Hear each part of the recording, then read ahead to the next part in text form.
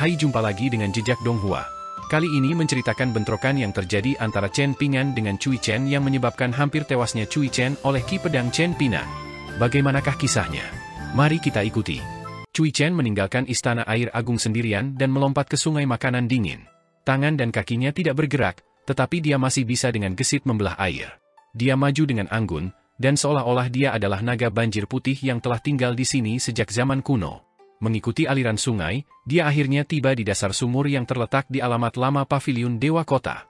Dia tidak segera kembali ke penginapan bulu musim gugur di dekatnya, dan dia malah berhenti di sana untuk waktu yang lama, diam dan tidak bergerak.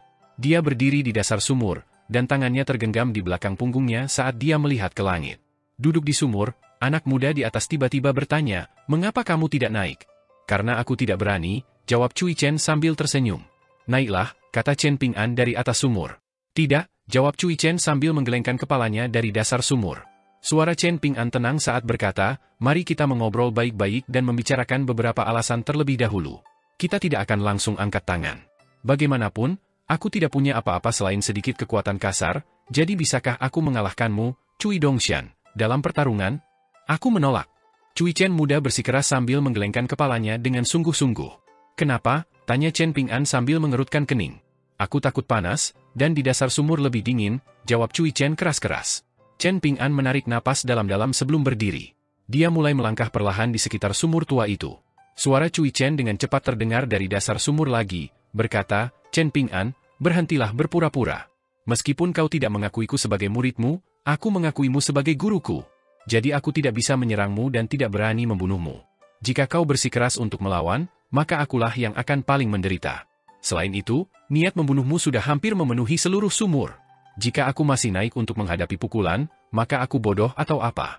Guru muda kekaisaran itu terkekeh saat berbicara. Saat dia berdiri di air yang beriak lembut, dia mengulurkan tangan dan menggerakkan jari-jarinya di sepanjang dinding sumur tua. Dinding itu dipenuhi lumut hijau tua yang halus dan dingin saat disentuh. Meskipun nadanya tenang, pikirannya sama sekali tidak terasa rileks. Bahkan, ini lebih menguras pikiran dan tubuhnya daripada berpura-pura menjadi seorang kultivator yang sangat kuat di istana air besar. Ini karena saat berjalan melalui air tanah menuju sumur, Cui Chen akhirnya menyadari untuk pertama kalinya bahwa bocah lelaki Chen Ping'an benar-benar dapat mengancam hidupnya. Meskipun Cui Chen tidak yakin teknik menakutkan macam apa yang disembunyikan Chen Ping'an, intuisinya selalu sangat akurat. Chen Ping'an berjalan berputar-putar, tetapi dia tidak mau bertele-tele dan berputar-putar dengan orang di dasar sumur. "Apakah kamu dan Hakim Daerah Wu Yuan diam-diam merusak peta-peta dari kantor Hakim Daerah?" tanyanya langsung. "Maaf, apa? Aku tidak bisa mendengarmu." "Chen Ping'an, apa yang kamu katakan tadi?" "Aku tidak bisa mendengarmu dengan jelas dari sini," teriak Cui Chen. Chen Ping'an mengangguk dan berkata, "Kalau begitu, itu jawabannya ya." "Hah? Logika macam apa ini?"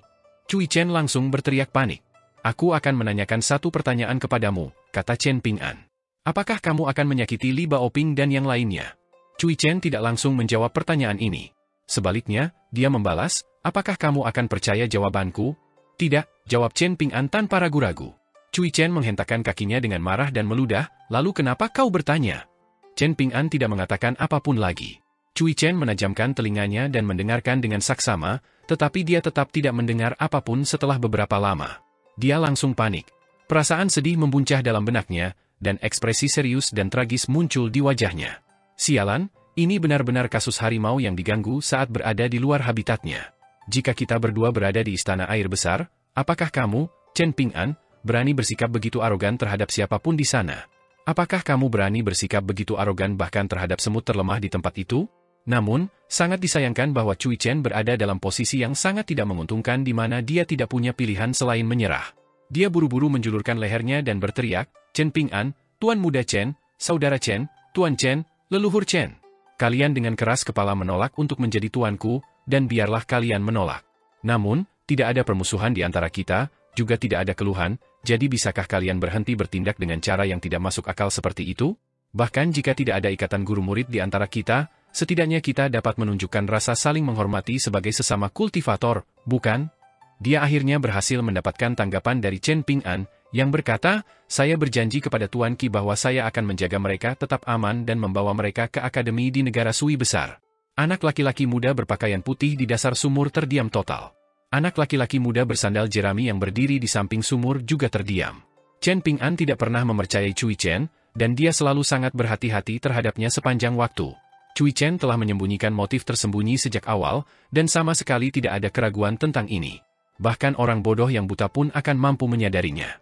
Ambil contoh, pilihan mereka untuk tinggal di penginapan Autumn Reed.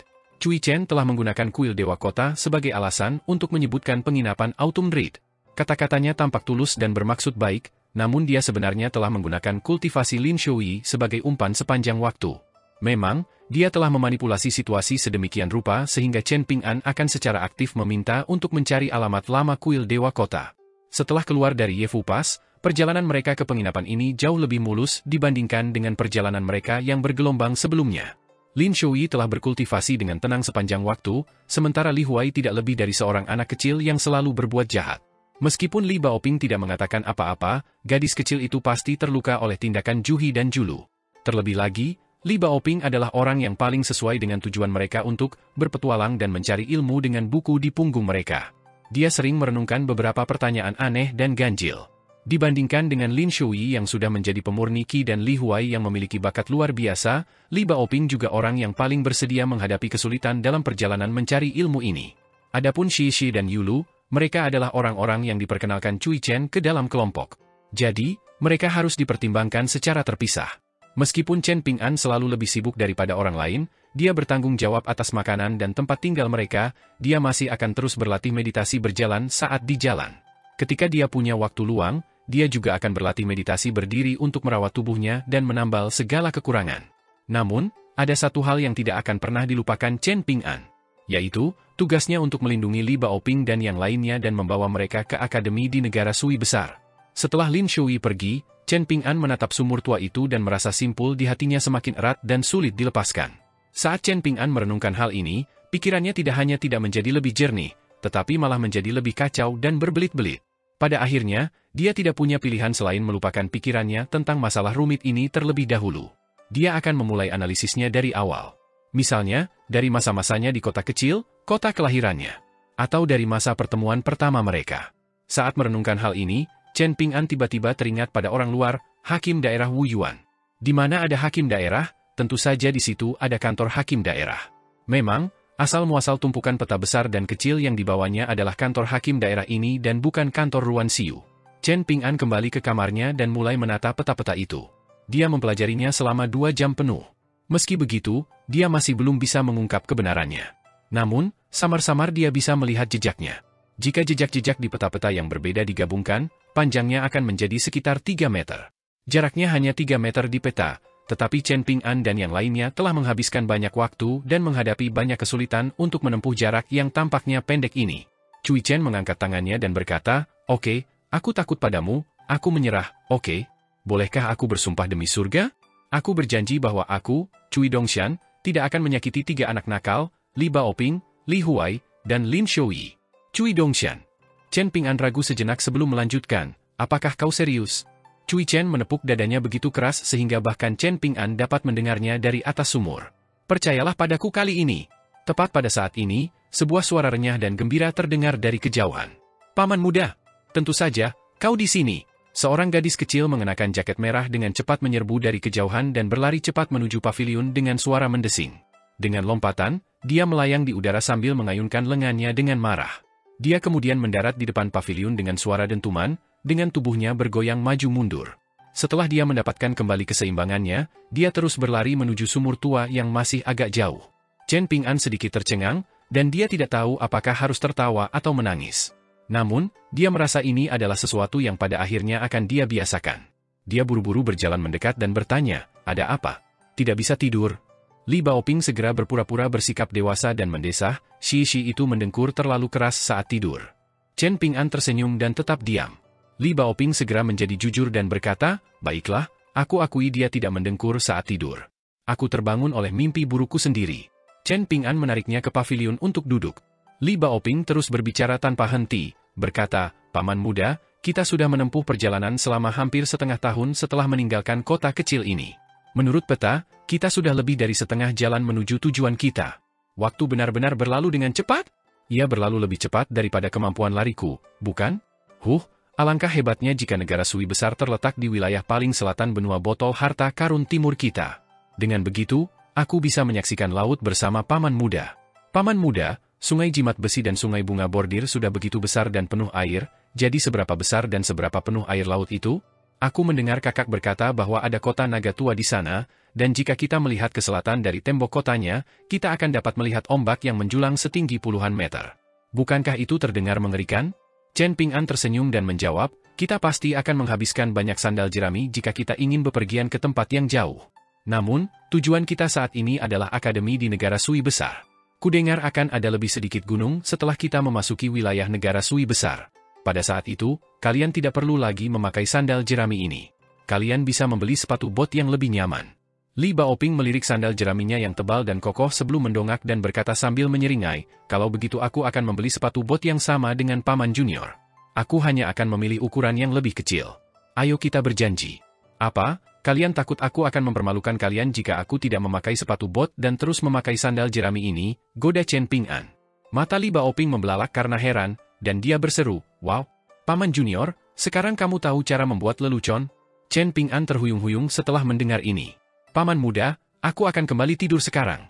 Chen Ping'an tersenyum dan melambaikan tangan untuk mengucapkan selamat tinggal. Dia kemudian kembali ke sumur tua. Cui Chen tetap di sana sepanjang waktu, tidak meninggalkan sumur dari dasar maupun naik ke atas. Air terjun, jatuh ke arah Cui Chen muda. Cui Chen tercengang. Tubuhnya saat ini masih muda dan penuh semangat, dan ini sedikit memengaruhi pikiran dan temperamennya. Selain itu, kecepatan Ki Pedang pasti lebih cepat daripada kecepatannya menyelam ke dalam air sumur. Cui Chen tidak punya jalan untuk mundur. Karena ini masalahnya, dia juga tidak menghindar dari situasi tersebut. Dia memegang satu tangan di depan dadanya dan membentuk segel, sementara dia mengulurkan telapak tangannya yang lain ke atas sumur. Dia memanggil benda yang bisa dibilang sebagai kartu truf penyelamat nyawa. Sebuah cermin muncul di telapak tangan putih giok Cui Chen, dan ini adalah cermin yang hanya sedikit lebih kecil dari mulut sumur. Cahaya kuning samar terpancar dari permukaan cermin. Sebagian Ki Pedang Putih mengalir melewati sisi cermin dan langsung menguapkan semua air di dalam sumur. Sementara itu, permukaan cermin menghalangi sebagian besar Ki Pedang, dan tabrakan antara keduanya melepaskan percikan yang menyilaukan dan spektakuler. Terdengar suara dentang yang keras. Cui Chen jatuh lebih dari 1 meter ke bawah, dan seluruh lengannya mulai bergetar tak terkendali. Sesaat kemudian, lengannya perlahan didorong ke bawah dan ditekuk oleh pedang Ki, dan telapak tangannya perlahan-lahan sejajar dengan bagian atas kepalanya. Kepalanya juga mulai miring ke samping, dan setelah beberapa saat, bahunya lah yang membawa cermin kuno itu, bukan telapak tangannya. Cui Chen bisa menerima kepalanya yang miring, karena jika cermin itu miring, maka yang akan menyambutnya adalah ledakan pedang Ki yang kuat. Pada saat itu, situasinya akan jauh lebih parah daripada sekadar kehilangan tubuh yang tak ternilai ini yang murni dan tanpa cacat. Memang, Cui Chen muda, ini akan terbunuh oleh pedang Ki, hanya menyisakan guru kekaisaran Cui Chen yang hidup. Ini adalah tubuh, cabang emas dan daun giok, yang terbentuk secara alami dengan kualitas terbaik, dan pada saat ini, semua persendiannya berderit dan meletus seperti popcorn. Wajah Cui Chen berubah dan pucat saat tanda-tanda merah muncul di bahunya karena tekanan yang diberikan oleh cermin. Inci demi inci, tubuhnya perlahan didorong ke dasar sumur. Namun, dia masih terkekeh dengan suara serak dan berkata, seseorang sepertiku juga akan menderita sesuatu seperti ini? Sarjana tua, Qi Jingchun, kalian berdua bajingan selalu menipuku. Salah satu dari kalian membuatku turun dari tingkat ke-12 ke tingkat ke-10, dan salah satu dari kalian membuatku turun dari tingkat ke-10 ke tingkat ke-5.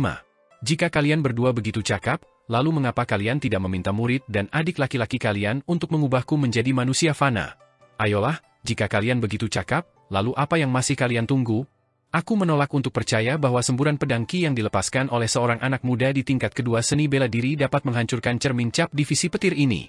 Pedang Ki yang dilepaskan oleh para dewa pedang terestrial seringkali melambung menuju bintang-bintang. Semburan pedang Ki ini akan berasal dari tanah sebelum melesat naik dan menerangi seluruh langit. Karena Chen Ping'an telah melepaskan serangan ini ke dasar sumur, semburan pedang Ki tampak jauh lebih terkendali dan biasa-biasa saja dibandingkan dengan serangan itu. Namun, jalur air yang menghubungkan sumur dengan sungai sudah mengalami bencana besar. Bahkan, kekayaan istana air besar yang terletak jauh di hilir sungai pun terancam. Dewa Sungai Agung dari Sungai Makanan Dingin awalnya mengira bahwa pertemuan bencana malam ini adalah berkah tersembunyi. Karena itu, saat ini ia sedang minum anggur dan merayakannya bersama dua bawahannya yang paling terpercaya, ahli strategi Sui Bin dan katak pemblokir sungai. Namun, malapetaka tiba-tiba menimpa lagi. Hanya dalam beberapa detik, jaringan retakan kecil telah muncul di plakat yang diukir dengan kata-kata emas, Istana Air Agung. Dewa Sungai Agung tidak punya pilihan selain bergegas berlari ke pintu dan menggunakan tangannya untuk menstabilkan plakat dan mencegah karakter emas itu runtuh. Namun, hal ini menyebabkan keberuntungan sungai mengalir keluar dari tubuhnya dan perlahan menghilang. Berdiri di dasar sumur, Cui Chen yang tampan menunjukkan ekspresi kesakitan yang mendalam saat ia mengangkat cermin dengan bahunya. Chen Ping'an, jika kau gagal membunuhku kali ini, maka aku pasti akan membunuhmu dengan tanganku sendiri begitu aku kembali ke sana, bahkan jika itu berarti membiarkan diriku setengah mati.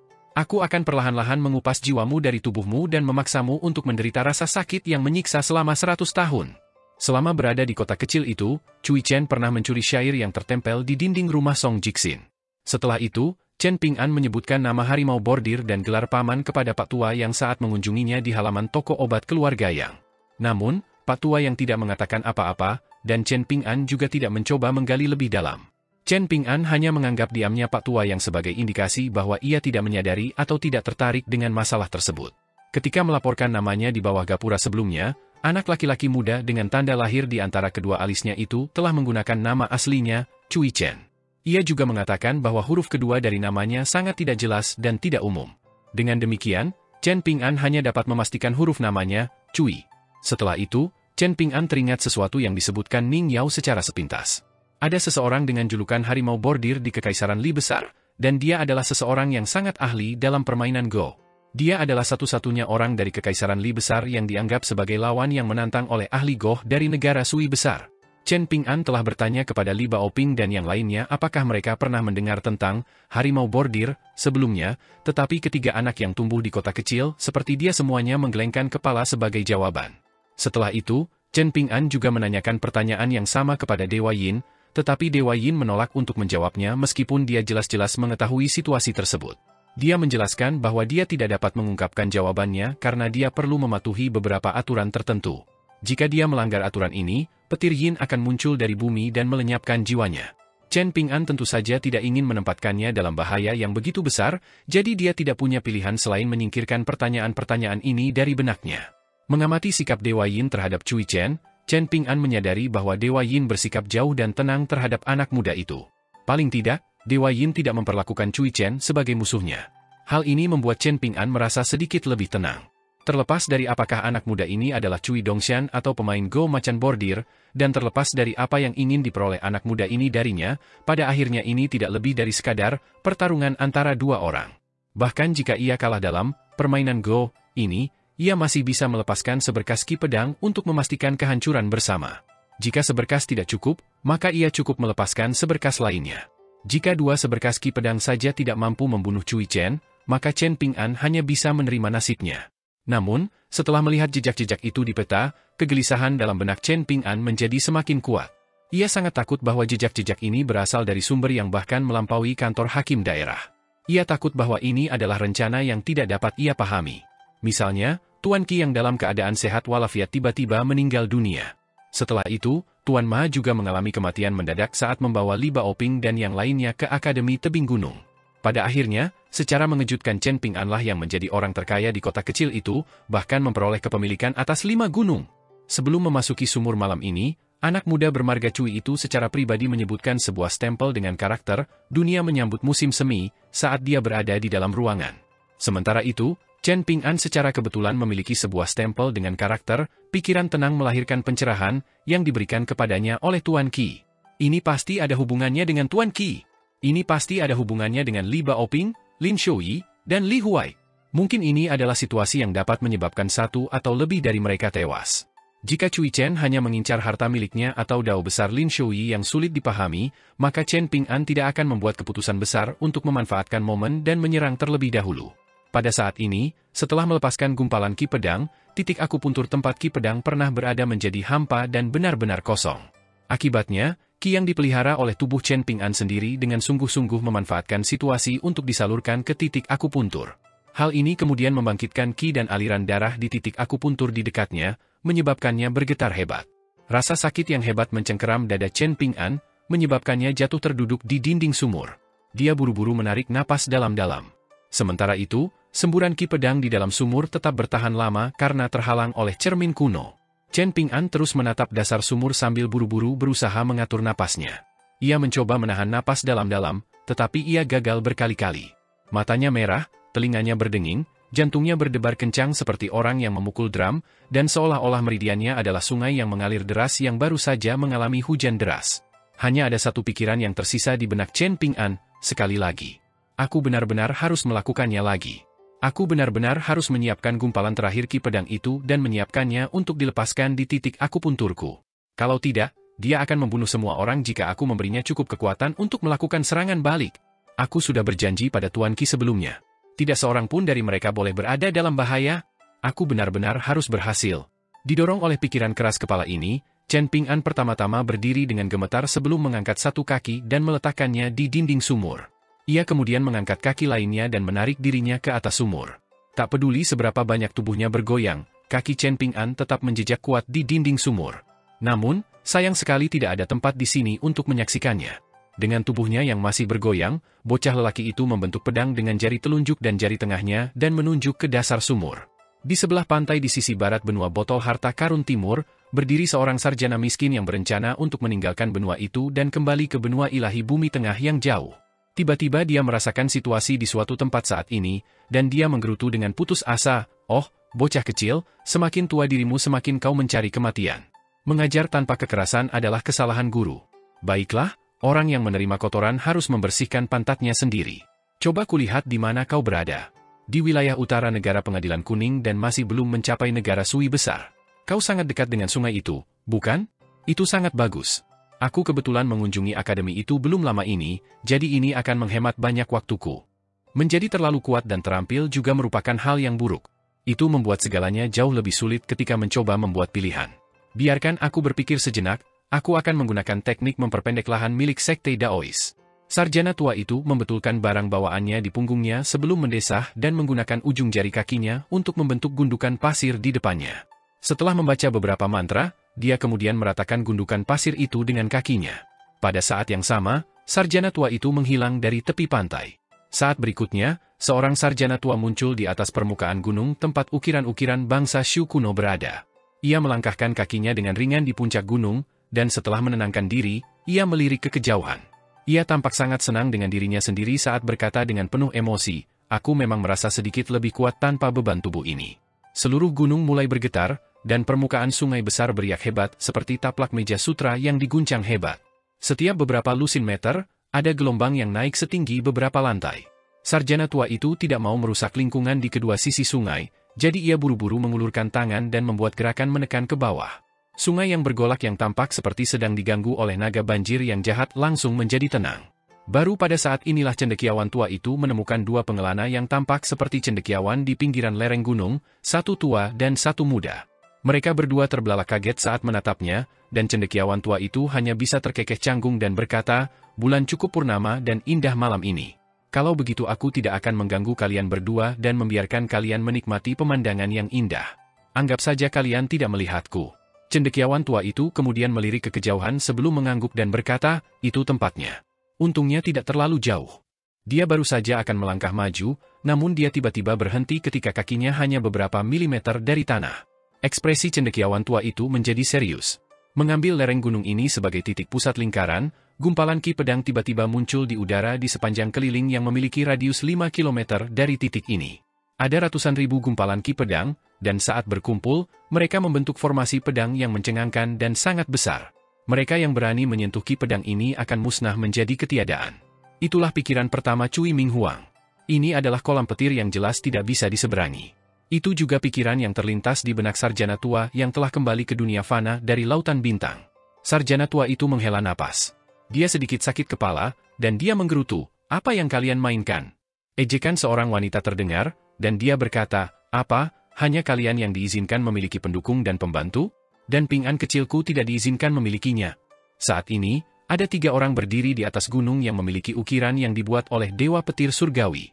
Ada juga wanita yang sangat ahli menggunakan pedang yang bersembunyi di suatu tempat yang tidak diketahui. Mereka bisa mendengar suaranya, tetapi mereka tidak bisa melihat sosoknya. Di antara mereka, orang dengan basis kultivasi terendah, Cui Minghuang dari Akademi Lakeview, sedang mengalami sakit kepala terbesar. Jika berada di tempat lain, dia pasti akan dianggap sebagai seorang abadi yang kuat dan terbaik. Dia akan diperlakukan sebagai tamu yang paling terhormat, dan dia akan mendengar begitu banyak kata-kata sanjungan sehingga telinganya akan mulai menjadi kapalan. Namun, sangat disayangkan bahwa Cui Minghuang telah menjadi semut yang paling biasa-biasa saja malam ini. Bahkan, dia mungkin lebih rendah dari seekor semut. Setelah terbiasa dengan statusnya yang tinggi dan agung, Cui Minghuang tidak bisa menahan perasaan terkekang oleh perasaan yang mengerikan ini. Dia hanya bisa diam-diam melafalkan kitab-kitab klasik Konfusianisme dalam benaknya untuk menekan pikiran-pikiran yang mengganggu ini.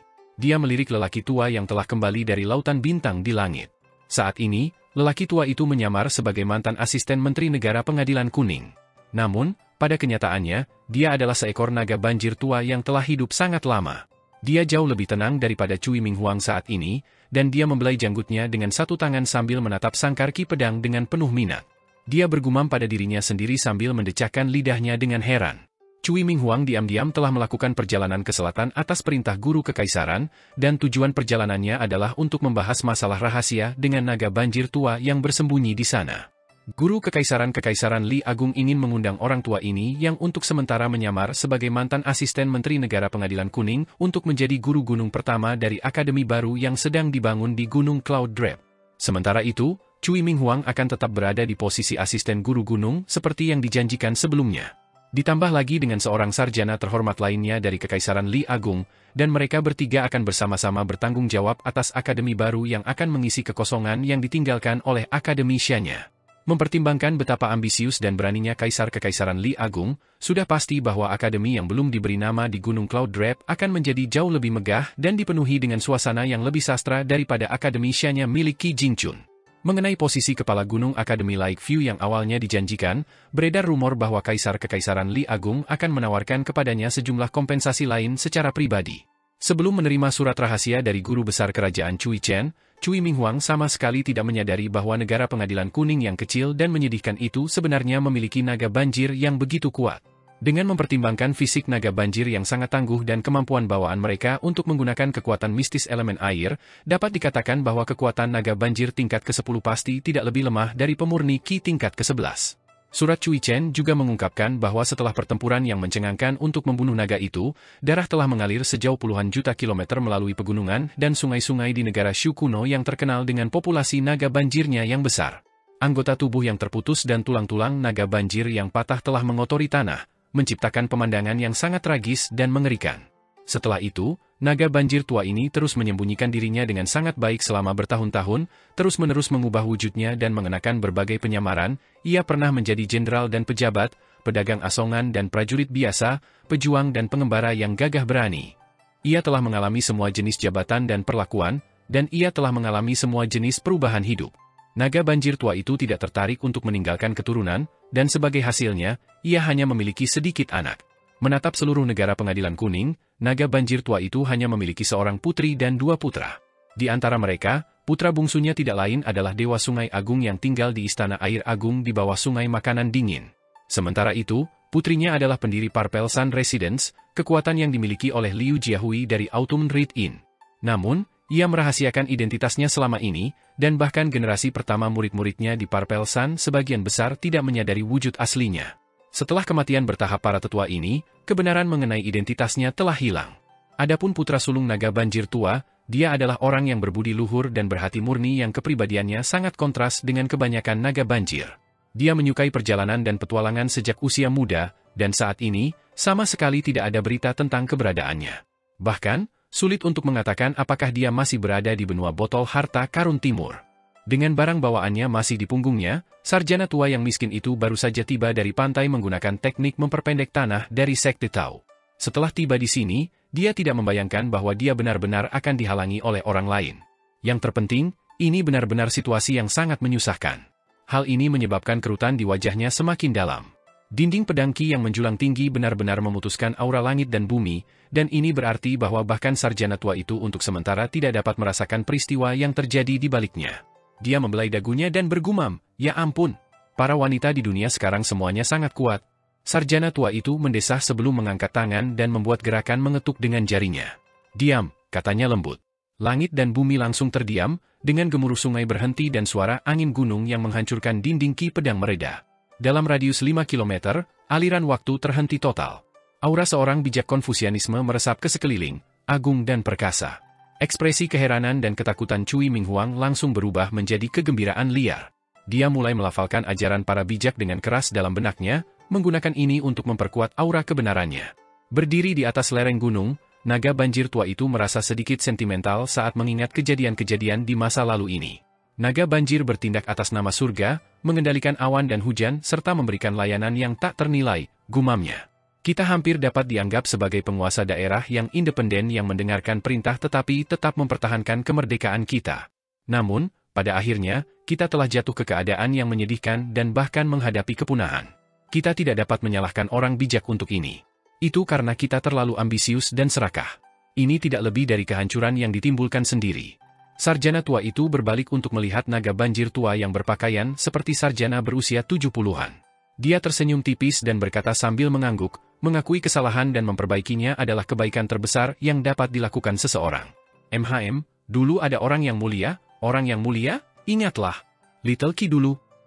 Biarlah. Bertemu adalah takdir. Namun, sayang sekali aku tidak punya waktu untuk berbicara dengan kalian berdua sekarang. Pergilah. Setelah bergumam sendiri, sarjana tua itu dengan ringan menggerakkan jarinya keluar. Naga banjir tua dan Cui Minghuang dengan paksa disingkirkan dari puncak gunung. Orang dan naga banjir itu tiba di permukaan sungai yang jauh. Mereka berdua membuka telapak tangan dan melihat ke bawah, setelah itu mereka segera menutup tangan mereka pada waktu yang hampir bersamaan, dengan hati-hati menyembunyikan karakter emas yang muncul di tangan mereka. Mereka tentu saja tidak mau mengungkapkan karakter emas ini kepada orang lain. Berdiri di atas gunung yang diselimuti oleh formasi pedang, sarjana tua itu melihat sekeliling sebelum tertawa keras dan mengumumkan, menyembunyikan diri bukanlah perilaku orang yang pemberani dan heroik. Namun, sarjana tua itu segera menyadari bahwa pernyataannya tidak sepenuhnya benar. Dia menjadi terdiam, dan dia tidak yakin bagaimana cara menggali dirinya keluar dari lubang ini. Seorang wanita jangkung berpakaian putih muncul di sisi tebing gunung yang menghadap ke sungai. Ada daun teratai besar di tangannya, yang begitu besar sehingga bisa dilihat sebagai payung. Namun, tangkai daunnya berwarna putih salju dan sangat cocok dengan gaun dan sepatu putih bersih wanita itu. Sarjana tua itu mengerutkan kening saat melihat daun teratai. Pikirannya berputar saat dia melakukan beberapa ramalan, dan akhirnya dia mendesah dengan ekspresi sedih di wajahnya. Dia menatap ke langit, dan dia tidak mau mengalihkan pandangannya untuk waktu yang lama. Kemana kita pergi selama perjalanan terakhir kita, gumamnya. Dulu, anak muda yang lincah dan energik itu terus mengatakan bagaimana orang-orang mulia akan bertindak dengan integritas dan mengikuti jalan Dao, pantang menyerah dan memilih untuk patah daripada membungkuk. Pada akhirnya, kaulah yang terganggu. Sarjana tua itu menatap wanita jangkung berpakaian putih dan berkata, bukan hal yang baik bagi Chen Ping'an untuk membunuh Cui Chen muda. Wanita itu tersenyum tipis dan menjawab, begitukah? Tapi aku tidak bisa berbuat apa-apa. Jika kau cukup mampu, maka kita bisa membicarakan ini setelah kau keluar dari formasi pedang ini. Mencoba berunding denganku tidak akan berhasil. Malah, akan lebih berguna jika kau mencoba berunding dengan Ping'an kecilku. Dia berhenti sejenak sebelum terkekeh dingin dan melanjutkan, namun, prasyaratnya tetap sama dan kau masih harus keluar dari formasi ini terlebih dahulu. Kau hanya bisa mengirim dua orang itu keluar dari formasi karena aku tidak mau repot-repot menghalangimu. Aku tidak pernah ahli dalam melawan balik saat aku masih hidup, dan ini bahkan lebih parah sekarang. Jadi, mengapa kau bersikeras mempersulitku? Tanya sarjana tua itu dengan jengkel. Bagaimanapun, Chen Ping'an dan Cui Chen muda dapat dianggap sebagai setengah murid dan setengah murid dari murid. Menurutmu siapa yang akan kubantu? Meskipun aku menuju ke sana dengan tujuan menjaga Cui Chen tetap hidup, bukankah tujuanku pada akhirnya adalah untuk membantu Chen Ping'an? Kedengarannya sangat masuk akal, kata wanita berpakaian putih itu sambil mengangguk. Namun, dia kemudian menggelengkan kepalanya dan melanjutkan, namun, aku tidak keluar hari ini untuk berbicara dengan orang lain. Cendekiawan tua itu menjadi semakin jengkel, dan dia membujuk, bisakah kamu mempertimbangkan hubunganku dengan Ping'an kecilmu dan membuat pengecualian untukku? Aku tidak lebih dari seorang guru, jadi aku tidak akan bisa melakukan apapun dengan pengetahuanku jika kamu menolak untuk mendengarkan alasanku. Sementara itu, kamu adalah salah satu dari orang-orang pedang yang paling hebat dalam bertarung di 4 dunia. Tidak, memanggilmu pedang juga tidak sepenuhnya benar. Lupakan saja, tidak ada gunanya mengkhawatirkan identitasmu. Kesimpulannya, melakukan ini sangat tidak adil bagiku. Wanita jangkung itu memegang payung anehnya dan menjawab dengan ekspresi acuh tak acuh, kalau begitu kalahkan formasi itu. Pria tua itu sangat jengkel, dan pada akhirnya, dia hanya bisa bertanya dengan suara hati-hati, apakah kamu tahu siapa aku? Tentu saja. Kau adalah sang bijak cendekiawan, jawab wanita jangkung berpakaian putih itu sambil sudut bibirnya melengkung membentuk senyum tipis. Pria tua itu tercengang. Dia tahu identitasnya, tetapi dia tetap menolak untuk menunjukkan wajahnya. Dia bertindak terlalu jauh. Saat ini ada 3 orang bijak di dunia yang agung ini, orang bijak tertinggi, orang bijak etiket, dan orang bijak kedua. Orang bijak tertinggi merujuk pada guru sekte dari sekte Konfusianisme. Orang tua ini adalah orang bijak terhebat dan guru yang dihormati dari semua murid Konfusianisme di dunia. Patungnya ditempatkan di lokasi tertinggi dan paling sentral dari kuil-kuil Konfusianisme. Di sebelah kiri dan kanan patungnya adalah orang bijak etiket, guru sekte generasi kedua, dan orang bijak kedua, orang bijak yang telah meneruskan ajaran yang dirintis oleh para pendahulunya dan terus maju ke masa depan. Yang pertama telah menerima pujian dan pujian terbanyak dari orang bijak tertinggi, dan ia dipandang sebagai model moral yang baik dan guru etiket. Orang bijak etiket inilah yang telah menyusun aturan-aturan sekte Konfusianisme yang paling ketat dan rumit. Sementara itu, yang terakhir secara luas dianggap sebagai yang paling dekat dengan orang bijak tertinggi dalam hal pengetahuan. Selain itu, inovasi dan transformasi ajaran Konfusianisme lah yang memungkinkannya menjadi ajaran tunggal bagi para kaisar dan penguasa di dunia. Setelah ketiga orang bijak ini, orang bijak keempat yang paling dihormati di kuil-kuil Konfusianisme adalah orang bijak cendekiawan. Tentu saja, semua itu adalah hal-hal dari masa lalu yang jauh. Saat ini, tempat keempat ini sudah kosong untuk waktu yang sangat lama. Ini karena patung orang bijak cendekiawan telah diturunkan pangkatnya berkali-kali, akhirnya langsung disingkirkan dari kuil-kuil Konfusianisme. Biarlah jika orang bijak keempat yang perkasa itu diusir begitu saja dari kuil-kuil Konfusianisme. Namun, bahkan patung-patungnya pun tidak luput pada akhirnya, dan patung-patung menyedihkan yang telah dipaksa mencari perlindungan di tempat lain dihancurkan dengan kejam menjadi berkeping-keping oleh sekelompok pengikut Konfusianisme yang menganggap diri mereka sebagai pelindung Dao. Cendekiawan tua itu meraih ke belakang dirinya dan menepuk-nepuk barang bawaannya, menyebabkan barang bawaannya menghilang begitu saja. Dia kemudian bertanya dengan sabar, "Mengapa kita tidak membahas ini dengan cara yang sopan? Bisakah kita tidak bertengkar?"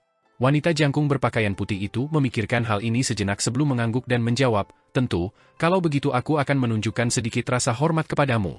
"Ya, itu yang terbaik," jawab sarjana tua itu sambil terkekeh senang. Ki pedang dalam formasi pedang itu langsung menjadi lebih kuat dan agung dari sebelumnya. Seolah-olah formasi pedang yang tak tertandingi itu ingin sekali memutuskan Dao Agung Langit dan Bumi. Dikabarkan bahwa banyak dewa pedang ada di masa lalu, dengan keajaiban luar biasa muncul satu demi satu. Mereka adalah dewa pedang yang berani melawan para pendiri 3 ajaran dan dengan sembrono menjelajahi dunia yang berbeda. Mereka adalah dewa pedang yang menggunakan teknik pedang tingkat akhir, menguasai dao pedang tingkat tertinggi, dan memiliki roh pedang yang tak terkalahkan saat mereka menjelajahi negeri-negeri. Wanita jangkung berpakaian putih itu menyeringai dan berkata, "Tolong kalahkan formasi itu, cendekiawan bijak. Apakah meminta seperti ini sedikit lebih sopan?" Sarjana tua itu menghentakkan kakinya dan menggerutu, "Hanya penjahat dan wanita yang sulit dihadapi. Nenek moyang kita tidak menipu kita." Wanita jangkung berpakaian putih itu memutar daun teratai seputih salju yang telah dipetiknya dari suatu tempat yang tidak diketahui. Dia memancarkan niat membunuh. Meskipun ada senyum di wajahnya, senyum ini tampak dingin dan mengancam tidak peduli bagaimana orang melihatnya. "Kau tidak bisa mengalahkanku dalam perkelahian, jadi kau akan mengutukku sebagai gantinya. Apakah kau mencari pukulan?" Formasi pedang melingkar yang awalnya memiliki radius 5 km langsung menyusut ukurannya, menjadi sangat kecil sehingga hanya menyelimuti permukaan gunung di samping sungai. Pada saat yang sama, gumpalan ki pedang juga menjadi semakin kuat dan mengkhawatirkan, dengan dinding ki pedang bahkan memaksa dao besar yang tak berbentuk yang beredar melalui langit dan bumi menjadi terlihat. Semburan hitam dan putih saling bertabrakan dengan ganas, dan mereka mengirimkan percikan api yang tak terhitung jumlahnya terbang di udara sebelum akhirnya kembali ke kehampaan yang kacau bersama-sama. Sarjana tua itu sedikit menyusut. Namun, sebuah pemikiran cemerlang tiba-tiba muncul di benaknya, dan ini segera memulihkan kepercayaan dirinya. "Aku bisa setuju untuk bertarung, tetapi bisakah kita bertarung dengan cara yang sedikit berbeda?" tanyanya dengan keras. "Yakinlah, saranku pasti dapat membantu Chen Ping'an juga. Aku jamin ini adalah permintaan yang masuk akal yang akan sesuai dengan keinginanmu." Wanita jangkung berpakaian putih itu tetap diam. Namun, tiba-tiba dia melihat cendekiawan tua itu memberi isyarat dengan matanya dengan putus asa. Dia ragu sejenak sebelum mengangguk dan berkata, "Baiklah." Berdiri di atas sumur di Autumn Rit Inn, jari telunjuk dan jari tengah Chen Ping'an disatukan untuk membentuk pedang yang langsung menunjuk ke dasar sumur. Sinar cemerlang yang terbentuk oleh semburan pertama ki pedang secara bertahap memudar hingga setengah dari kecerahan awalnya di sumur tua. Itu tidak lagi menyilaukan, dan Chen Ping'an dapat meminjam cahayanya untuk mengamati semburan ki pedang yang telah digambarkan sebagai sangat kecil. Setelah meninggalkan titik akupunturnya, semburan ki pedang ini telah mengembun menjadi sesuatu yang nyata sebelum menabrak sumur dan dengan marah memukul dasarnya. Faktanya, dasar yang menahan hukuman ki pedang yang dahsyat ini tampaknya adalah cermin bundar. Chen Ping'an tentu tidak akan tahu bahwa ini disebut cermin cap divisi petir, cermin dengan latar belakang yang sangat mengesankan. Di masa lampau, para dewa dari divisi petir telah memanfaatkan kesempatan untuk membagi kekuatan petir, leluhur dari semua kekuatan, dari dewa petir surgawi setelah kematiannya. Setiap dewa telah memperoleh sebagian dari kekuatan ini. Cermin cap divisi petir ini dulunya dimiliki oleh salah satu dewa resmi divisi petir. Meskipun cermin itu telah mengalami bencana demi bencana, menyebabkannya menjadi sangat rusak dan lemah, kekuatan petir yang hampir habis di dalamnya masih merupakan sesuatu yang pasti tidak dapat dihancurkan oleh beberapa kultivator acak di 5 tingkat tengah. Berdiri di dasar sumur, Cui Chen telah terdorong lebih dari 3 meter ke bawah dari posisi awalnya. Meski begitu, ia masih menggunakan tangan dan bahunya untuk menopang bagian bawah cermin dengan kuat. Cermin itu terus bergetar dan retak saat dihantam oleh semburan ki pedang, namun tidak lama kemudian sisa-sisa kekuatan petir di dalamnya secara otomatis memperbaiki semua kerusakan. Semburan ki pedang itu bagaikan pasukan kavaleri lapis baja yang berusaha mencabik-cabik formasi musuh, sementara permukaan cermin itu bagaikan formasi prajurit infanteri yang bertahan dengan sekuat tenaga.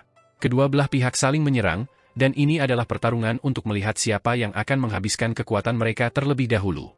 Cui Chen menggertakkan giginya, dan wajah tampannya sudah tidak jelas karena lapisan darah yang menutupinya. Saat ini, dia tidak lagi memiliki kekuatan ekstra untuk mengutuk Chen Ping'an. Sebaliknya, dia hanya bisa berpikir dalam hati, begitu aku berjuang melewati hujan deras ki pedang ini, aku pasti akan muncul ke permukaan dan membalas budi 100 kali lipat. Aku pasti bisa berhasil. Ki pedang sudah melemah, jadi aku hanya perlu bertahan sedikit lebih lama. Tunggu saja, Chen Ping'an. Meskipun tekadnya tidak tergoyahkan, penampilannya yang berlumuran darah masih sangat menyedihkan. Cui Chen tidak pernah mengalami kondisi yang begitu kusut sebelumnya, bahkan selama masa-masa menyedihkan setelah ia meninggalkan gurunya. Ia telah berkelana ke seluruh dunia, meninggalkan benua ilahi Middle Earth, menjelajahi benua besar di selatan, dan akhirnya memilih untuk menetap di benua Vial berharga timur yang terkecil. Sebagai murid pertama dari Skolar Lisagi, Cui Chen telah menempuh perjalanan puluhan juta kilometer setelah meninggalkan gurunya. Namun, kapan ia tidak pernah merasa santai dan riang? Setan atau roh mana yang pernah mampu menantangnya dan meninggalkannya dalam kondisi yang kusut? Seseorang harus menyadari bahwa sebelum menjadi guru kekaisaran Li Agung, Cui Chen yang pengembara pernah memiliki ungkapan kesayangan yang tidak sopan dan tidak elegan. Setelah membantai iblis dan setan dengan seenaknya, dia selalu ingin berkata, dihancurkan menjadi abu dengan jentikan jariku, kalian monster benar-benar lebih rendah dari semut. Sambil memegang cermin dengan tangan dan bahunya, Cui Chen muda terus tenggelam semakin dalam ke dalam sumur. Namun, besarnya penurunannya secara bertahap berkurang. Cermin itu masih mampu menahan semburan ki pedang, namun gumpalan ki pedang terus mengalir turun melewati tepi cermin, menghantam Cui Chen dan membuatnya semakin lemah. Dengan satu pikiran, jimat penyelamat nyawa meluncur keluar dari salah satu lengan bajunya. Ini adalah kartu truf yang telah dia simpan selama bertahun-tahun. Karena dipaksa untuk menggunakannya sekarang, dia merasakan sakit yang luar biasa sehingga bahkan ekspresinya menjadi sedikit berubah sebagai akibatnya. Jimat emas itu mula-mula menempel pada lengan baju putih Cui Chen sebelum langsung mencair. Sesaat kemudian, sejumlah simbol emas mulai mengalir di atas jubah putihnya. Jika seseorang mendengarkan dengan saksama, seseorang akan menemukan bahwa nyanyian Buddha secara mengejutkan mengalir keluar dari jubah putih yang beriak seperti air. Hal ini menyebabkan Cui Chen muda tampak sangat berwibawa dan hikmat. Ini adalah jimat yang sangat istimewa. Jika seseorang menganggap bubuk emas dan cinnabar sebagai bahan paling penting dalam menggambar jimat, maka ada juga beberapa bahan yang sangat langka yang hanya dapat ditemukan melalui keberuntungan daripada niat. Begitu bahan-bahan ini digunakan untuk menggambar jimat, kekuatan yang terkandung dalam jimat tersebut akan menjadi sangat misterius. Jimat emas yang baru saja digunakan Cui Chen adalah contoh yang bagus untuk ini. Bahan utama yang digunakan untuk menggambar jimat adalah darah emas seorang arhat emas dari negara Buddha di barat. Selain itu, biksu yang tercerahkan ini hampir menjadi seorang bodhisattva, dan dengan demikian, darahnya telah berubah dari merah menjadi emas. Setelah meneteskan darah ini ke bubuk emas dan menyalin sutra berlian ke kertas jimat, seseorang akan dapat membuat segel Vajra yang dipenuhi dengan kekuatan Buddha yang tak terbatas. Faktanya, segel Vajra seperti itu bahkan akan dapat memblokir serangan berkekuatan penuh dari seorang dewa pedang duniawi. Bagaimana mungkin Cui Chen muda tidak merasa sakit? Setelah mengaktifkan jimat penyelamat hidup yang sama berharganya dengan seluruh kota, ia melakukan beberapa perhitungan kasar dalam benaknya dan dengan mudah menentukan bahwa semburan ki pedang paling banyak hanya dapat menghancurkan permukaan cermin. Namun, itu tidak akan dapat merusak badan cermin. Setelah itu, cermin cap divisi petir ini akan sembuh dan kembali normal selama ia terbang ke awan petir dan mengundang petir ke dalam cermin selama malam-malam yang bergemuruh selama beberapa tahun. Dengan mengingat hal ini, Cui Chen langsung merasa jauh lebih tenang. Dia menekuk lengannya sedikit dan menyeka darah dari wajahnya dengan kasar. Sungguh memalukan. Ini hampir merusak fondasi cabang emas dan daun giok tubuh ini. Dia menutup matanya dan mulai mengumpulkan kekuatannya dengan tenang. Beberapa saat kritis sebelum semburan ki pedang ini benar-benar menghilang adalah saat dia menyerbu ke atas sumur. Dia tentu tidak akan menunggu sampai ki pedang ini benar-benar menghilang. Jika dia menunggu sampai saat itu, dan jika Chen Ping'an menyadari bahwa dia belum mati, maka siapa yang tahu apakah si udik dari Gang Fas Tanah Liat itu akan mendapat serangan licik dan tercela lainnya yang menunggunya? Bagaimanapun, basis kultivasi dan fisiknya saat ini sudah terlalu lemah untuk menahan serangan tak terduga lainnya. Jalan menuju Dao Besar benar-benar terjal dan sulit untuk dilalui. Ada kebencian yang kuat di benak Cui Chen. Guru kerajaan Cui Chen awalnya mengira bahwa perjalanannya ke kota kecil akan menjadi akhir dari permainan Go ini. Karena ini berkaitan dengan katalis pencapaian Dao-nya, dia bahkan bersedia memisahkan jiwanya menjadi dua dan menempatkan separuhnya di tubuh lain. Dia kemudian secara terbuka meninggalkan ibu kota Kekaisaran Li Besar dengan tubuh muda ini. Awalnya, ia berpikir bahwa meskipun ia tidak dapat memutuskan hubungan dengan para cendekiawan dan cabang Konfusianisme milik adiknya Qi Jingchun, ia masih dapat menggunakan Chen Ping'an dari Clay Fase Ali sebagai target visualisasi dan meditasi. Melalui ini, ia dapat menyempurnakan kekurangannya sendiri dan mengendalikan pikirannya yang paling kurang. Begitu ia berhasil, ini akan membantunya maju ke tingkat ke-10 dan memberinya harapan untuk kembali ke tahap puncak tingkat ke-12. Bahkan, ia dapat memanfaatkan kesempatan ini agar Kekaisaran Li Agung mempromosikan ajarannya. Jika pengetahuan dan ajarannya dapat menyebar ke separuh benua, maka ia akan dapat maju ke tingkat yang lebih tinggi dari apa yang sudah menjadi basis kultivasi yang tinggi. Jika semua pengikut Konfusianisme di benua itu menjadi pengikutnya, maka manfaat yang akan diterimanya tidak akan terbayangkan. Tidak peduli bagaimana dia menganalisis situasi saat itu, perhitungan Cui Chen telah memberitahunya bahwa dia menikmati posisi yang tak terkalahkan. Satu-satunya variabel adalah berapa banyak keuntungan yang akhirnya akan dia peroleh. Namun, dia tidak pernah membayangkan bahwa murid langsung Qi Jingchun yang sebenarnya bukanlah Zhao Yao yang telah dia berikan segel musim semi, atau Song Jixin yang telah dia berikan buku-bukunya yang tersisa. Bahkan, itu bukanlah seorang siswa terpelajar seperti Lin Shouyi. Sebaliknya, gadis kecil itu bernama Li Baoping, seorang perempuan. Bagaimana mungkin seorang perempuan mewarisi garis keturunan terpelajar? Seorang guru perempuan? Seorang penganut Konfusianisme perempuan? Apakah Qi Jingchun tidak takut mereka menjadi bahan tertawaan besar yang ditertawakan semua orang di dunia? Apakah dia tidak takut orang-orang tua di sekolah dan akademi Konfusianisme menganggapnya sebagai orang sesat nomor satu? Bahkan lebih dari itu, dia gagal membayangkan bahwa Qi Jingchun akan menjadikan seorang murid sebagai guru mereka dan bahkan menghadiahkan relik terakhir guru mereka, sang bijak cendekiawan, kepada anak muda Chen Ping'an. Karena hal ini, bukan saja garis keturunan terpelajar tidak terputus, tetapi bahkan diwariskan kepada generasi Li Baoping. Tidak hanya itu, Cui Chen, yang sebelumnya mengkhianati gurunya, sekali lagi terikat dengan sang bijak cendekiawan karena Chen Ping'an. Awalnya yakin akan kemenangannya, peristiwa ini telah menyebabkan Cui Chen menderita gangguan mental yang komprehensif. Ditambah lagi dengan pengaruh tak berwujud dari keberuntungan ilmiah, dan basis kultivasinya langsung anjlok ke tingkat kelima. Hanya setelah membentuk aliansi dengan Pak Tua Yang dan mempelajari teknik rahasia Dao Ilahi yang telah lama hilang, Cui Chen mampu menambal kekurangan teknik rahasia yang telah dipelajarinya. Ini telah memungkinkannya untuk dengan cepat memelihara jiwanya dan mulai memajukan kultivasinya lagi. Namun, teknik rahasia semacam ini memiliki kelemahan fatal, yaitu, kultivasi yang diperolehnya tidak lebih dari sekadar ilusi yang akan hancur setelah ia menghabiskan kekuatannya. Ini kecuali jika ia maju ke tingkat ke-10 dalam sekali jalan dan menjadi seorang kultivator di 5 tingkat atas. Jika ia berhasil melakukan ini, maka ia akan dapat memperlakukan ilusi sebagai kenyataan dan memperlakukan kenyataan sebagai ilusi. Kenyataan dan ilusi akan menjadi campur aduk, dan ini akan menjadi keadaan yang sama sekali berbeda. Ketika tiba di penginapan Autumn Reed di kota prefektur ini, basis kultivasi, ilusi, Cui Chen muda sudah hampir mencapai tingkat ke-9. Karena itulah ia dapat menggunakan teknik militer untuk mengundang dewa dan memanggil manifestasi Dao emas dari seorang sage Konfusianisme. Basis kultivasinya palsu, tetapi kemampuannya nyata. Inilah alasan mengapa Dewa Sungai Agung dari Sungai Makanan Dingin menjadi sangat ketakutan. Kalau tidak, dengan pengalaman dan keterampilannya menguasai sungai-sungai utara selama ratusan tahun, bagaimana mungkin dia bisa dijinakkan oleh Cui Chen dengan begitu mudah? Tentu saja dia harus mengalami penderitaan yang sangat berat agar dia bisa menjadi penurut seperti ikan lele kecil di sungai. Di dasar sumur, ki pedang yang turun dari atas sumur masih sangat kuat dan agresif, dengan gumpalan cahaya pedang yang dibelokkan ke dinding di sekitarnya oleh permukaan cermin.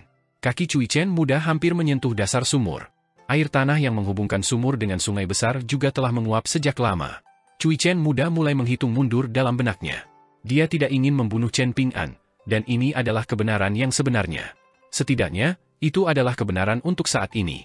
Ini karena Cui Chen sedang bermain tarik tambang dengan Chen Ping'an. Dia ingin menyeret anak muda ini ke jalannya sendiri di dao besar.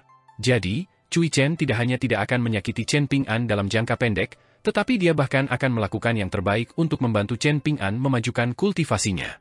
Paling-paling, dia hanya akan mencoba mengubah cara berpikir Chen Ping'an secara halus. Melalui saran terus-menerus dan pengaruh halus, Cui Chen akhirnya akan mengubahnya menjadi seseorang yang berjalan di jalan yang sama seperti dirinya. Jika Chen Ping'an cukup beruntung dan akhirnya mampu mewarisi garis keturunan Cui Chen, maka Cui Chen juga tidak akan menolak ini. Namun, Cui Chen benar-benar ingin membunuh Li Baoping. Hal ini karena begitu gadis kecil itu tumbuh dewasa, semakin dia dimarahi dan semakin dia dijauhi, semakin terpengaruh kultivasi dan dao besar Cui Chen. Hal ini sebagian besar disebabkan oleh hubungannya dengan Chen Ping'an. Sebagai seseorang yang mencari kesempurnaan dalam kultivasi, hal ini jelas tidak dapat ditoleransi oleh Cui Chen. Cui Chen muda merasa ini adalah nasib buruk yang tidak pantas. Tidak peduli seberapa aku tampak seperti orang jahat dengan motif tersembunyi, apakah ada alasan bagiku untuk bertindak begitu lemah lembut dan patuh selama ini jika aku benar-benar ingin membunuhmu? Aku jelas tidak bermaksud menyakitimu. Jadi mengapa kau, Chen Ping'an, berniat membunuhku hanya karena spekulasi belaka? Mengapa kau berniat membunuhku hanya karena kau pikir aku bermaksud menyakiti ketiga anak itu? Dan kau sama sekali tidak ragu. Kau orang macam apa itu? Apakah kau masih bisa dianggap sebagai orang yang saleh atau orang yang mulia? Qi Jingchun selalu memuji orang-orang yang mulia, jadi mengapa kau, seseorang yang sangat dihargai olehnya, begitu tidak masuk akal? Dan mengapa kakek tua itu menyuruhku belajar bagaimana menjadi orang baik darimu? Aku, Cui Chen, pernah menjadi murid pertama dari orang bijak cendekiawan, dan akulah yang mewariskan pengetahuan kepada Qi Jingchun. Dalam hal kedudukanku di sekte Konfusianisme, aku jauh lebih tinggi dari orang-orang baik dan orang-orang mulia. Namun, kamu, Chen Ping'an, bertindak seenaknya sesuai keinginanmu. Pandangan orang tua itu terhadap orang lain benar-benar buruk seperti biasanya. Setelah sekian lama memilih, bukankah Qi Jingchun telah memilih Cui Chen kedua untukmu? Kaki Cui Chen menyentuh lempengan batu di dasar sumur, dan dia terus menghitung mundur dalam benaknya, menunggu kesempatan yang tepat untuk menyerang. Pada saat yang sama, perasaan puas membuncah di dadanya. Ini bahkan lebih baik. Ini berarti bahwa setelah aku terbebas dari situasi berbahaya ini, aku akan dapat membiarkanmu hidup-hidup sambil memberimu hukuman yang menyedihkan. Dengan melakukan ini, kamu secara alami akan menikmati perjalanan yang lebih lancar saat kamu mengikutiku menyusuri jalan dao besar di masa depan. Dari kelihatannya, keberuntunganmu tidak terlalu buruk. Cendekiawan tua itu telah menanamkan larangan pada Cui Chen, dan ini adalah larangan yang hanya berlaku untuk Chen Ping'an. Larangan itu melarang Cui Chen memiliki pikiran buruk terhadap Chen Ping'an. Jika tidak, dia akan menderita cambukan di pikiran dan hatinya.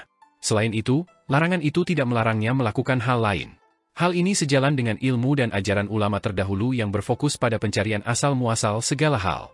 Setelah fondasinya kokoh, seseorang akan mampu berkembang dalam hal menegakkan moral dan berinteraksi dengan orang lain. Di masa depan, aku akan memaksamu untuk terus menonton dan melihat bagaimana murid langsung Qi Jingchun, gadis kecil bernama Li Baoping, mati di hadapanmu. Aku akan membuatmu mengerti arti dari pertempuran antara dao besar dan mengapa dia harus mati. Lengan Cui Chen sudah berdarah dan terluka parah karena menopang cermin. Bahkan, lukanya begitu dalam hingga tulang-tulangnya sudah terlihat. Namun, dia tidak menghiraukannya dan meludah, sinar ki pedang jatuh seperti air terjun. Mundurlah.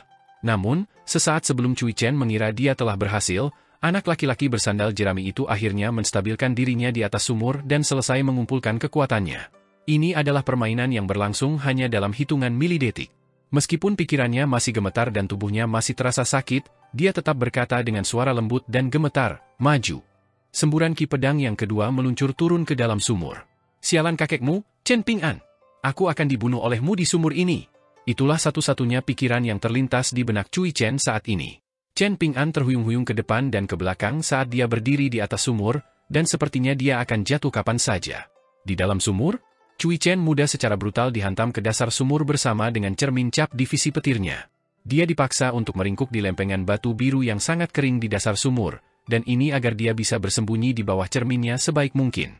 Meskipun dia masih mengerahkan seluruh kekuatannya dan melakukan perlawanan terakhir, Cui Chen sebenarnya sudah putus asa dan pasrah pada kematian saat ini. Cermin itu bergetar hebat, menekan Cui Chen muda yang bersembunyi di bawahnya dengan brutal. Pada saat yang sama, ki pedang mengalir melewati cermin seperti air dan membakar tubuh anak muda itu tanpa ampun. Kesadaran Cui Chen mulai memudar. Tepat pada saat dia menutup matanya. Pembatasan yang diberikan oleh sarjana tua itu pada pikiran Cui Chen muda secara mengejutkan memudar. Cui Chen langsung merasakan secercah harapan, dan seolah-olah dia akhirnya menemukan air setelah menahan rasa haus yang sangat lama. Dia menjadi bersemangat dan energik, dan dia tentu saja tidak berani menahan diri lagi. Jika dia tidak berjuang untuk hidupnya sekarang, kapan dia akan mendapatkan kesempatan lain? Surga ada di pihakku. Kakek tua, bahkan orang sepertimu bisa membuat kesalahan besar. Bajingan tua dan abadi, bahkan kamu akhirnya menembak kakimu sendiri. Surga benar-benar ada di pihakku. Surga tidak pernah menutup semua jalan keluar. Satu demi satu, Cui Chen perlahan-lahan mengeluarkan karakter emas besar yang dipenuhi aura kebenaran dari jiwanya. Ada ekspresi bengkok di wajahnya, dan dia menderita rasa sakit yang menyiksa dan tak tertahankan yang bahkan lebih mengerikan daripada dipotong oleh puluhan juta bilah pisau. Namun, pikiran Cui Chen menjadi semakin jernih saat ia mengendalikan karakter emas tanpa pemilik, ajaran seorang bijak, kata-kata yang digunakan untuk mencatat Dao, dan menggunakannya untuk menyerang pedang Qi yang menghantam sumur. Karakter emas itu bertabrakan dengan pedang Qi. Anehnya tidak ada ledakan, namun semakin senyap tabrakan ini, semakin mencengangkan dan menyesakkan rasanya. Ini bukan lagi pertempuran antara kekuatan dan keperkasaan. Sebaliknya, ini adalah bentuk alternatif dari pertempuran antara Dao besar. Namun, pedang Qi yang melonjak pada akhirnya tidak lebih dari gumpalan pedang Qi yang sangat kecil. Demikian pula, karakter emas itu tidak lebih dari karakter yang telah dimanfaatkan dan dipinjam Cui Chen untuk saat ini. Kedua belah pihak saling dorong, dan pada akhirnya, seolah-olah mereka akan berakhir dengan hasil yang seimbang. Bahkan, seolah-olah mereka adalah dua pasukan yang akan saling membantai dan memastikan hasil yang saling bertentangan. Setelah mendeteksi kesempatan ini, Cui Chen tidak lagi pasrah pada keputusasaan dan kematian. Sebaliknya, ia dengan hati-hati duduk tegak sebelum perlahan-lahan memasuki posisi jongkok. Setelah beberapa saat, ia akhirnya berhasil berdiri dengan punggung masih membungkuk. Ia melangkah ke samping, dan cerminnya langsung miring ke samping juga, membelokkan gumpalan terakhir ki pedang ke arah dinding sumur. Cui Chen memutuskan untuk langsung melempar cermin kuno itu. Ia kemudian menghentakkan kakinya dan terbang ke atas sumur, langsung menghilang dari dasar tempat ia terperangkap. Hanya suaranya yang gelap dan marah terus bergema di sekitar sumur. Bahkan jika kau masih memiliki gumpalan haus ki pedang, kau pasti tidak akan punya cukup waktu untuk melepaskannya sekarang. Chen Ping'an berdiri di atas sumur dan melakukan meditasi berdiri, dengan tangannya juga membentuk segel yang mewakili tungku pedang. Setelah melepaskan gumpalan terakhir ki pedangnya, ia telah memasuki posisi ini dan bersiap menghadapi lawannya. Pengenalan panduan mengguncang gunung dengan jelas menyatakan tujuannya. Mereka yang berlatih tinju mengguncang gunung di masa depan, ingatlah fakta ini bahkan jika Anda menghadapi para pendiri tiga ajaran. Ekspresi Li Baoping kaku, dan dia mengangkat satu jari dan menunjuk ke belakang Chen Ping'an. Dia membuka mulutnya sedikit, dan seolah-olah dia mengucapkan tiga kata, ada hantu. Chen Ping'an menegang, dan ketika dia berbalik untuk melihat, ekspresinya dengan cepat menjadi tercengang. Dia mengedipkan matanya, lalu mengedipkannya lagi. Setelah memastikan bahwa dia tidak melihat sesuatu, dia tidak berani mengatakan apapun karena takut didengar dan akhirnya malah menempatkan kakak abadi dalam bahaya besar. Namun, dia juga merasa sangat ingin mengatakan sesuatu, tetapi dia tidak tahu harus berkata apa atau mulai dari mana. Saat ini, dia panik seperti semut di atas wajan. Li Baoping diam-diam meraih lengan baju paman juniornya saat dia melirik sarjana tua yang tampak ramah itu sebelum menoleh untuk melirik hantu perempuan yang sulit ditangkap yang tampaknya bisa datang dan pergi sesuka hatinya. Dibandingkan dengan hantu perempuan dalam gaun pengantin merah terang yang mereka temui sebelumnya, hantu perempuan malam ini berpakaian putih dan juga memegang daun teratai putih di tangannya. Li Baoping tidak dapat menahan diri untuk bergumam pada dirinya sendiri. Apakah hantu perempuan di dunia ini semuanya anggun dan berkelas? Dahulu kala, dia pernah memaksa kakak laki-lakinya untuk menceritakan kisah-kisah hantu yang berdarah dan mengerikan itu. Di antara kerangka merah, hantu air, roh sungai, dan iblis lain yang telah dia gambarkan, siapa di antara mereka yang tidak menakutkan dan cenderung membelah seseorang dan melahap dagingnya sesuka hati? Dia telah menggambarkan mereka semua sebagai makhluk yang sangat mengerikan dan menakutkan.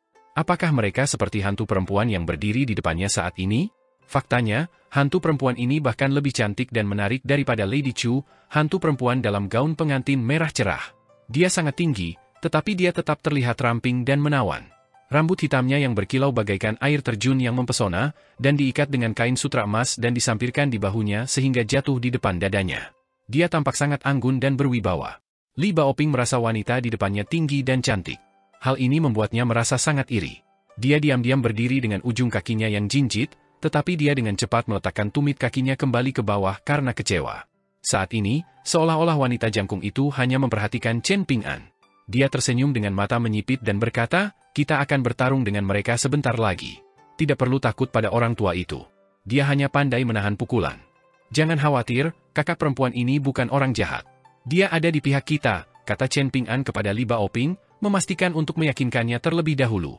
Dia kemudian mendongak dan bertanya dengan suara pelan, "Bukankah kamu bilang kamu tidak bisa meninggalkan kota kecil ini? Bagaimana jika orang bijak mengetahuinya?" Wanita jangkung itu menggoyangkan pergelangan tangannya, menyebabkan daun teratai di tangannya bergoyang pelan.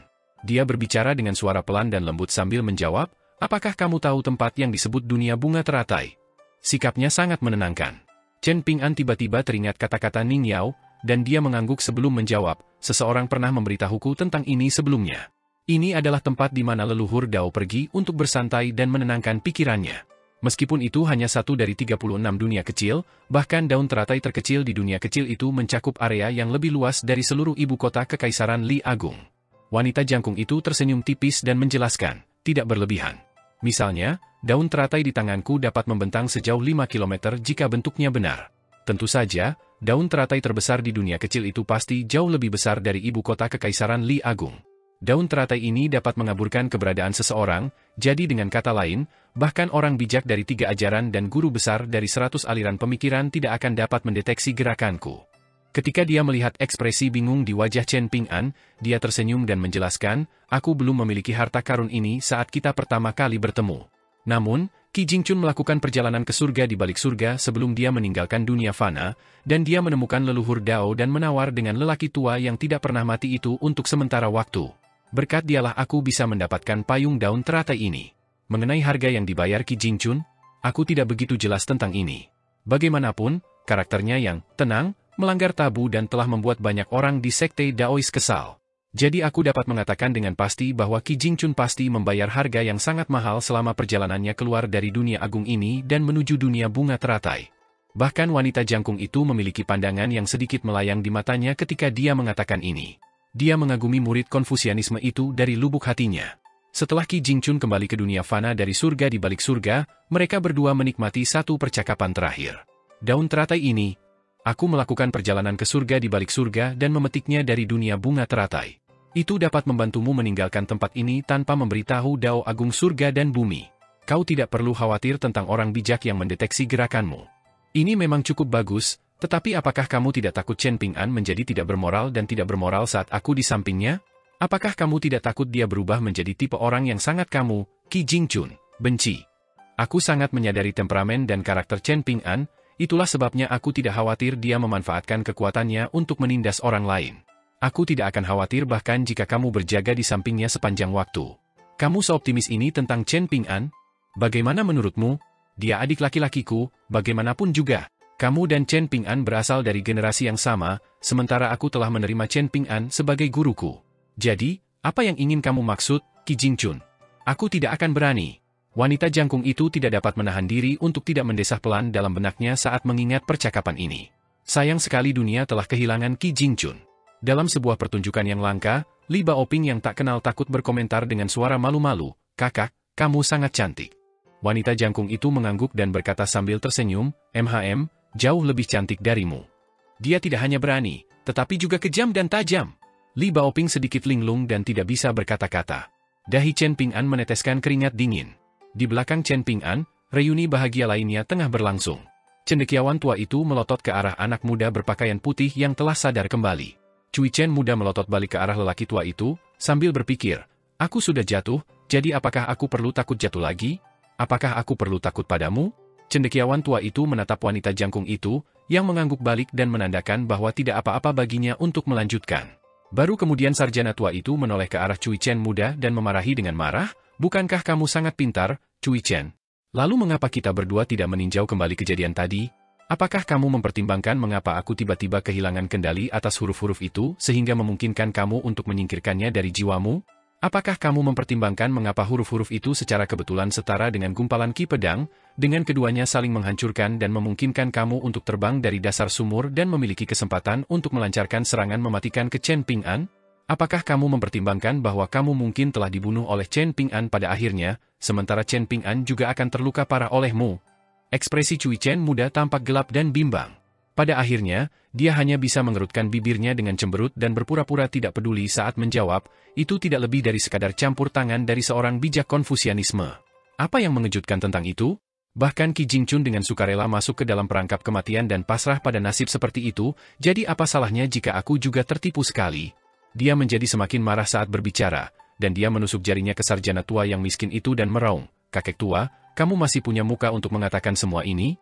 Qi Jingchun yang paling kamu harapkan telah meninggal, dan si bodoh M. Azan yang paling lemah mentalnya juga telah meninggal. Dan orang dengan nama keluarga Zuo memutuskan untuk menghilang begitu saja untuk selamanya. Sementara itu, aku juga jatuh ke keadaan yang menyedihkan. Pada akhirnya, apakah yang konstan itu bukan kamu? Apakah ini bukan salahmu? Kamu menulis esai terbaik di dunia, memiliki konsep paling mendalam di dunia, dan juga telah membantu dunia untuk waktu yang lama. Apakah kamu bahagia sekarang?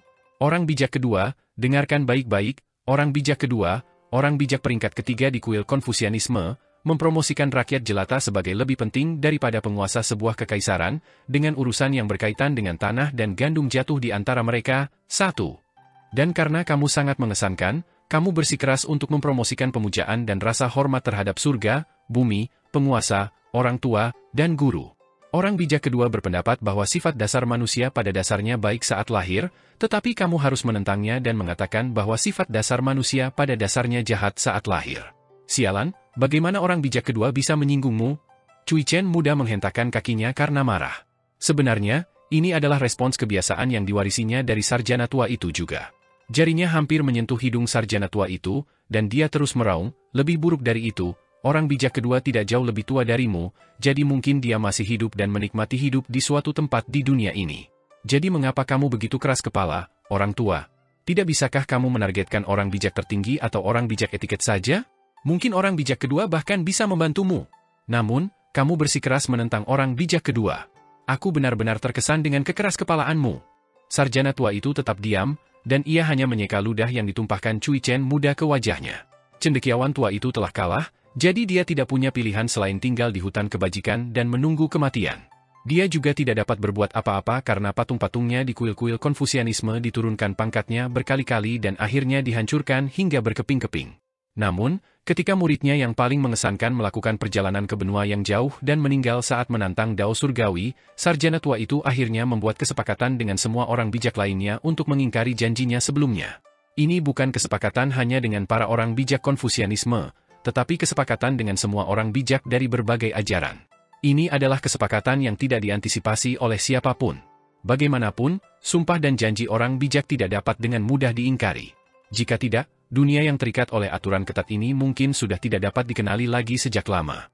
Sarjana tua itu telah dengan sukarela meninggalkan tubuh fisiknya dan berbagai kemampuan mistiknya sebagai seorang orang bijak Konfusianisme. Saat ini, ia hanya menjelajahi dunia dengan jiwanya. Ia menunggu sampai Cui Chen muda meletakkan tangannya di pinggul dan menundukkan kepalanya untuk mengambil napas dalam-dalam sebelum bertanya, "Apakah kamu sudah selesai sekarang? Apakah giliranku untuk menjelaskan semuanya?" Setelah melampiaskan semua emosi dan pikirannya yang terpendam dalam luapan amarah, Cui Chen muda mulai merasa sedikit gugup dan malu saat mengingat semua prestasi masa lalu sang sarjana tua. Ia langsung terdiam. Sarjana tua itu mendesah dan bertanya, "Siapa yang mengajari Qi Jingchun permainan Go?" "Aku." Cui Chen membusungkan dadanya dan menjawab. Sarjana tua itu tanpa ekspresi saat dia berkata perlahan, "Aku pernah memberitahu kalian semua bahwa kalian harus tetap tenang dan kalem saat berargumen dengan orang lain, bahkan jika kalian sedang berdebat tentang dao besar." Cui Chen segera merendahkan suaranya karena khawatir, menjawab, "Itu aku. Qi Jingchun tidak berbakat dalam Go, jadi dia menolak bermain denganku setelah kalah beberapa kali." "Lalu siapa yang mengajarimu permainan Go?" tanya sarjana tua itu. Cui Chen tidak mau mengatakan jawabannya. "Aku," sarjana tua itu mendengus dingin. Cui Chen merasa sangat sedih dan kesal. "Kakek tua, apakah kau mengerti konsep memimpin dengan memberi contoh?" Cendekiawan tua itu berhenti sejenak untuk mengatur napas sebelum melanjutkan. "Ketika kau mengajari Qi Jingchun permainan Go, apakah kau lebih ahli dalam Go atau aku yang lebih ahli dalam Go?" "Kau lebih ahli dariku," jawab Cui Chen dengan enggan. "Lalu, Tahukah kau bahwa Qi Jingchun mampu mengalahkanku tidak lama setelah belajar Go darimu? Tanya cendekiawan tua itu. Cui Chen muda tercengang. Namun, ia tidak meragukan kebenaran kata-kata cendekiawan tua itu. Apakah kau tahu apa yang dikatakan Qi Jingchun kepadaku secara pribadi? Tanya cendekiawan tua itu. Ia berkata bahwa kakak seniornya senang bermain Go, tetapi sangat terpaku pada menang atau kalah. Ia berkata bahwa ia tidak ingin menahan diri dan menipumu saat bermain Go, tetapi membuatmu terus-menerus kalah akan membuatmu kehilangan hobi yang kau sukai. Jadi bagaimana jika memang begitu? Cui Chen muda dengan keras kepala membalas. Sarjana tua itu marah dengan kekeras kepalaannya, dan dia memarahi, kau hanya keras kepala dan tidak mau berubah. Kau selalu dapat mengidentifikasi kesalahanmu dengan cepat, tetapi kau selalu membutuhkan waktu lama untuk mengakuinya. Bagaimana dengan perubahan? Dan dari siapa aku belajar ini? Teriak Cui Chen muda sebagai balasan. Sarjana tua itu melotot padanya sebelum terdiam sejenak. Pada akhirnya, dia berkata dengan penyesalan, mungkin pengkhianatan Ma Zhan mengecewakan Little Qi bahkan lebih dari sekumpulan rencanamu. Orang-orang seperti Ma Zhan bahkan tidak layak dibicarakan, Cui Chen mencibir. Ambisinya lebih tinggi dari surga, tetapi hidupnya lebih rapuh dari selembar kertas. Tujuanku setidaknya untuk memperoleh katalis pencapaian Dao dan mewariskan ajaran dan garis keturunanku. Tapi dia bersedia mengkhianati rekannya dan menjadi pion orang lain hanya demi gelar guru gunung dari suatu akademi dan kesempatan untuk memimpin sekolah Konfusianisme di masa depan, hal-hal yang tidak lebih dari ketenaran dan kekayaan. Dia benar-benar pantas mati. Kakek tua, kau mengucapkan kata-kata kepada Qi Jingchun, belajar tidak bisa berhenti, nila diekstraksi dari rumput biru tetapi lebih gelap dari rumput biru, dan es dikondensasikan dari air tetapi lebih dingin dari air, saat mengucapkan selamat tinggal padanya saat itu. Pepatah ini telah menyebar jauh dan luas, dan ini adalah sesuatu yang sangat kusadari. Tapi kata-kata apa yang kau ucapkan kepada Ma Zhan? Langit dan bumi melahirkan orang-orang mulia, dan orang-orang mulia membawa ketertiban ke langit dan bumi. Sungguh disayangkan, jawab sarjana tua itu dengan tenang. Tidak diketahui apakah dia mengungkapkan rasa kasihan atas perkataan ini atau mengungkapkan rasa kasihan kepada Ma Zhan. Cui Chen mencibir dan menceritakan, ketika Ma Zhan meninggalkan kota kecil itu bersama anak-anak itu, dia sangat akrab dengan salah satu pionku, dan dia bahkan bersedia mengungkapkan beberapa informasi. Dia menyebutkan bahwa dia telah berselisih dengan Qi Jingchun mengenai apakah mereka harus pergi atau tinggal di dunia kecil permata. Pada akhirnya, Qi Jingchun mengatakan sesuatu yang sangat aneh dan sedikit mengejutkan Ma Zhan. Orang bijak harus tahu kapan harus mundur dan kapan harus bertahan. Si bodoh Ma Zhan itu terus bertindak sesuai dengan keinginan egoisnya bahkan setelah kematian Qi Jingchun yang berani dan benar. Dia masih bermimpi menjadi guru gunung di sebuah akademi. Hanya ketika kematian menatap matanya, dia akhirnya menyadari. Dia akhirnya memastikan bahwa Qi Jingchun telah menyadari tindakannya ketika berbicara dengannya di sekolah swasta. Namun, Qi Jingchun sama sekali tidak mau mengungkapnya, dengan harapan bahwa ia dapat melakukan yang terbaik untuk menjaga anak-anak itu. Ma Zhan benar-benar lamban, dan ia baru menyadari bahwa semuanya telah berakhir setelah ditunda dan dibohongi 2 kali. Baru pada saat itulah ia akhirnya berani untuk pertama kalinya dalam hidupnya. Ia mengorbankan haknya untuk bereinkarnasi demi melukai pionku dan membantu anak-anak itu melarikan diri kembali ke kota kecil. Pada akhirnya, semua masalah tambahan ini muncul karena ini. Suara Cui Chen muda menjadi semakin lesu saat dia mengucapkan beberapa kalimat terakhir. Cendekiawan tua itu mendesah dengan emosi. Banyak orang dan hal-hal di dunia kecil permata telah sangat disembunyikan dan dirahasiakan, terutama selama 60 tahun masa jabatan Qi Jingchun. Qi Jingchun, Pak Tuayang, dan beberapa tokoh kuat lainnya telah bertindak di balik layar dan menyebabkan dunia kecil menjadi semakin rumit dan tidak dapat diprediksi. Faktanya, sangat sulit bahkan bagi cendekiawan tua, sang bijak cendekiawan, untuk melakukan ramalan di dunia kecil. Dia tidak berani mengklaim bahwa ramalannya benar. Sudah selesai bicara, wanita jangkung itu bertanya dengan suara lembut dan ramah. Cui Chen memperhatikan bahwa ekspresi cendekiawan tua itu sedikit muram. Cendekiawan tua itu mendesah berat, dan dari sudut matanya, dia melihat bahwa wanita jangkung itu telah berbalik untuk menatapnya saat ini. Cendekiawan tua itu hanya bisa meletakkan barang bawaannya dengan enggan. Dia kemudian mengambil sebuah gulungan dan dengan ringan melepaskan tali yang mengikatnya. Chen Ping'an benar-benar bingung. Wanita jangkung itu berjalan di sampingnya dan berkata sambil tersenyum, kau bisa melancarkan 3 serangan pedang dalam sekejap. Dia menyipitkan matanya dan menatap langit yang terbentang di balik daun teratai. Aku akan kembali ke wujud asliku setelah ini, dan kau tidak perlu terkejut, katanya perlahan. Seolah mengingat sesuatu, dia menambahkan dengan suara minta maaf, aku lupa mengatakan sepatah kata pun. Chen Ping'an mendongak setelah mendengar ini. Ekspresi wanita jangkung itu menjadi penuh hormat, dan dia berkata, Tuan.